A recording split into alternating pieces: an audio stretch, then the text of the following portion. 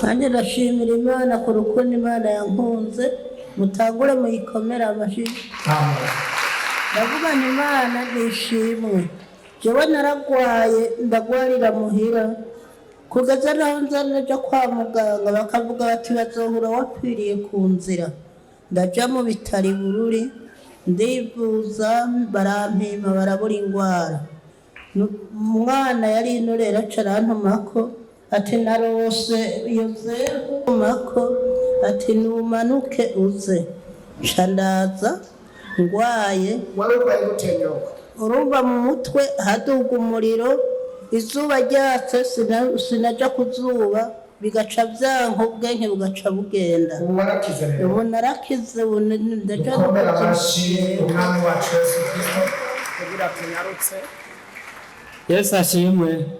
Anje mpagaze hano nshimira Imana kuko ejo bundi mu minsi heze Joseph ariko aradusengera ngo abantu bafise amafaranga mu mifuko bakore mu mifuko babasengere. Je nari natoye amadolari ariko maze kuyatora ambera ikibazo ngiye kuyavunjisha navunjishije mpije kuyavunjisha wewe uwo mwanya nahise ntangura kugwara nguma ngwara indwi yose ndayikora biranka byanka yuko nkora dimashe nyere naraje bamaze kuyasengera yo nari mfise mufuko yahise atakara amaze gutakara nahise nkira. Hari n'ikindi shimira Imana uyu munsi nyene navyutse mvuga yuko nje gusenga kuko mwana wavuze yuko uyu munsi haza kuba ifunguro ryera. Shetani yantegeye mu nzira ashaka yuko ntaza ariko Imana yabikoze naje bavyutse bamamagara ko umuvyeyi wanje yagiye kwivuza ntiyigera ataha. Twamurondeye mpera mu Rubirizi ndagenda kumutakura ndagenda he twamutora. Amashi umwami wacu Yesu Kristo yatoye amadolari aja kuyavunja ahita aragwara aje gusengerwa ahita aratakara nawe acarakira. Imana ishimwe cyane. Amen. Haleluya. Amen. Amananje ikintu mpagaze ngashima Imana. Hama mwaka uheze niho nafukama ndandika ibintu 12 ndavuga ati Imana ibintu niwabinkorera muri no mwaka nzohagarara imbere bwo kugwenda gushima. Kuva mu kwezi kwa mbere nta kintu kimwe Imana itankora ubwo byose birabivuye kwa go rupapuro. Byose birabivuye nta kintu kimwe Imana itankora. Ibintu 12 byose Imana yabikoze. Imana yabikoze. Higira kabiri shima Imana, ndashima Imana umugabo nayisaba kari we shaka izombe ibimenyetso byose ni Imana yampaye. Ndavuga narasenga ndiko ndavuga ati Imana umugabo nyene ni wamumpa nzoshima ntaho ndishaka nunyene niwe nkeneye Imana yaramumpaye ikindi shimwe Imana. Amen. Ikigira gatatu shima Imana twaragize mariage mu kwezi kwa gatanu nyene turagira umutwaro turawusengera biranka ndaduga no ku musozi ahantu biranka hama niho twaza ngaha intumwa iransengera rya mbere aravuga ati ibintu kweri birakomeye biraboshe aransengera ndagarukira igira kabiri radusengera aransengera go sangira deliverance hari amasengesho bari batumweko ayo masengesho arangira deliverance aransengera gose birakomera aravuga ati nsigaje irindi rya gatatu igihe rya gatatu bizoca bihera Imana izoshikora ikintu igihe rya gatatu ntabwo nagarutse ndamuzana inkuru nziza amubishe gushima kwanje Imana bahezagiye. Amen. Mwebwe 12 n'umugabo yarimo uziko yagwaye ibintu bifatika wari wasabye ibintu bifatika pana kuza murafata musaho tuntu tudafatika. Yesu nashimwe kandi abari ngahano basaba yuko mpera Imana mashi yo yaduhaye umuvyeyi atwitaho ku mwanya agaheba ibyiwe kugira ngo aturokore. Mpera mashi Imana menshi.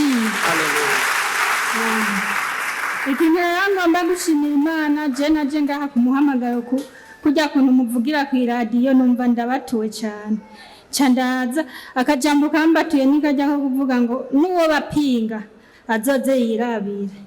Chanze naraje ntangura ngaha dimanche windwi heze ntanguye kuza numva ndaryohewe numva bimeze neza naje rero mfise ubwoba ko bazohava badusohora mu nzu. Inza amahera nari mfise niyo navuga ati uko bigenda kose nubwo mbona atakuntu bimeze ndagenda mutike hama ngende kwirabira ubwiza bw'Imana. Naraje rero turasenga turaheza baca baratubwira ko kabiri tuzoze tuje. Baransengeye hama ndabaha amazi baramezagirira. Ayo mazi narayatahanye nca ndavomereza mu nzu ndayasukira. Naciye ndonka amafaranga yo kuriha inzu. Uwo munsi nyene ku mugoroba kwa kabiri naciye ndonka amafaranga yo kuriha inzu.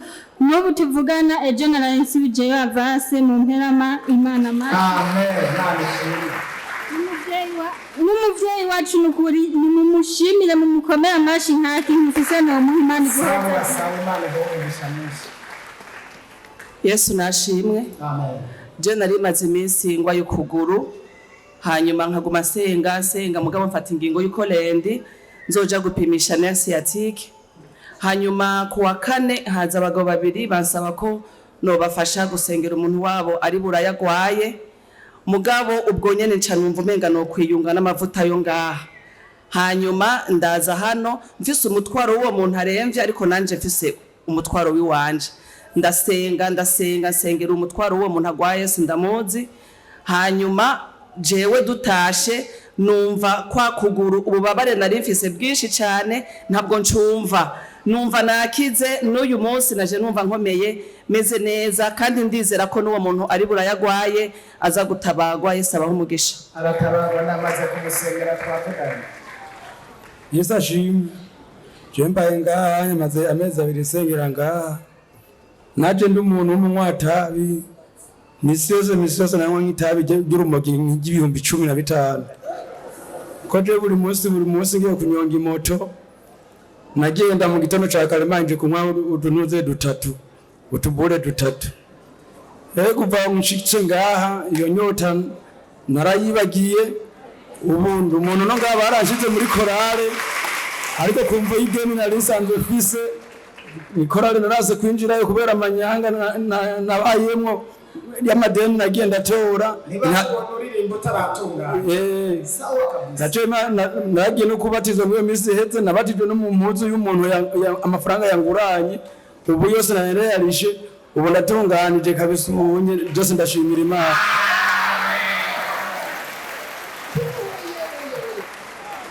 Iyumvire wicaye ku moto y'umuntu yanyoye urumogi rw'ibihumbi 15 ugatwarwa n'urumogi gusa. Naho twaramba no kuri kose.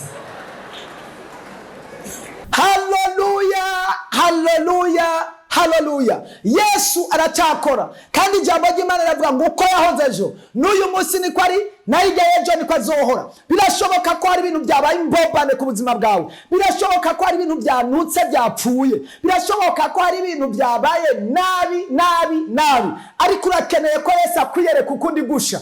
Birashoboka ko cyagiye yakwiyeretse mu ntambara akakwiyereka mu mageragezwa akakwiyereka ugwaye akakwiyereka mu ntege nke akakwiyereka akakugira neza akakukiza urupfu mbere bakakuroga ugakira ingwara n'ibindi byinshi n'impanuka nyinshi wagiye urengana. Ariko mu bihuri uyu munsi urakeneye asubire kukwiyereka ukundi gushasha. Ndagomba nsengane nawe mwene data. Isengesho ryanje rirashobora gutuma Yesu akwiyereka ukundi gushasha. Turahari ngo tubafashe, turahari ngo tubasengere, turahari ngo tubabohoze, turahari ngo tubasunikire mu bushobozi bw'Imana no mu bwiza bw'Imana. Turahari ngo tubafata amaboko, turahari ngo tuboriyane cyangwa tubatumbereze, turahari ngo tubasubizemo intege, turahari ngo tubafashe gusenga kugira namwe umwami Imana asubire kubiyereka ukundi gusha. Reka senge mpamagara ijuru kugira ngo risubire kukuyereka ukundi gusha. Nditeze ko hari ntayo, nditeze ko uzovuga ejo yuko inyuma y'amasengesho twasenze Imana yakwiyeretse ukundi gusha. Nuko uyu muntu ashinze ntayo twamusengeye Imana ikamwiyereka ukundi gusha. Nawe uri bwumve iyi video ndagomba Kristo Yesu yanesheje ku musaraba akwiyereka ukundi gusha. Imana yampamagaye, Imana yo mu ijuru, Imana yaremye uyu muntu agiye kumva ubu butumwa.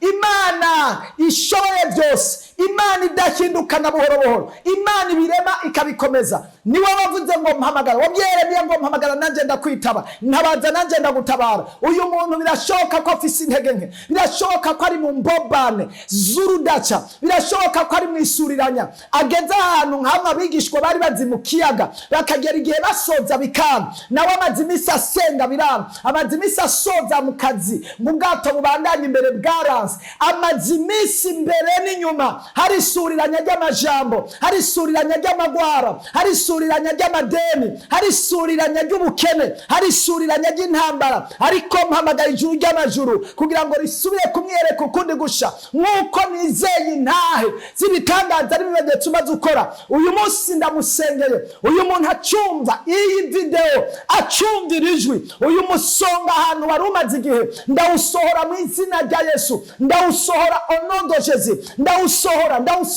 ndahagarika umusonga, ndahagarika icumu rishinze mu rubavu, ndahagarika umusonga aho uri hose. Ndiko ndumva ijwi rimbwira ko umuntu wese azoraba iyi video agwaye umusonga, ubasha gukora ibikomeye, ubasha kumutabara mu bushobozi n'ubushobozi bw'Imana yampaye. Mana nkorera kandi Mana data, uyu muntu ndamusengeye, asangwa afise umusonga, asangwa afise paralize, asangwa afise ibinyanya bigendagenda mu buzima bwiwe, asangwa azungurirwa mu mutwe, asanzwe akama amate akumva umuriro waka mu nda no mu kanwa, asanzwe haleluya yuzuye inda cyangwa afise ikibazo, ndategeka ubushobozi bw'iyampamagaye buyonze y'indwara, buyonze y'idayimoni, buyonze ibisigo, buyonze impwemu mbi. Mana nditeze neza inyuma y'iyi sengesho ko hari icyo uri bukore. Mana ndamusengeye, ndazi inyuma y'iri sengesho dayimoni ndagutegeka, shetani ndagutegeka, wa muzimu ndagutegeka, sohoka mu izina rya Yesu, rekura wa musonga mu izina rya Yesu, timangana wa mpwemu mbi mu izina rya Yesu. Haleluya, nditeze uyu mwanya nyene ko ari ikintu uri bukore k'uyu muntu, ibitangaza n'ibimenyetso bikagaragara. Ndazi ko wihesha icubahiro mu izina ry'umwami wacu Yesu Kristo, amen. Imana igufashe kandi Imana ikugire neza. Ukaba hari umuntu uzi yoba afise ikibazo cyo guterwa n'ibinyanya mu maguru canke mu maboko, ukaba hari umuntu uzi yoba afise ikibazo cyo kuzungurirwa, ukaba hari umuntu uzi yoba afise ikibazo cy'umusonga, ukibona iyi video yimurungikire, igihe aza kumvira isengesho rirarema igitangaza ku buzima bwiwe. Kandi nawe niwabona ukize, uzocurungika audio uyiturungikire, tumenye iby'Imana iri kirakora kuba twarungikiye isengesho. Yesu aguhezagira.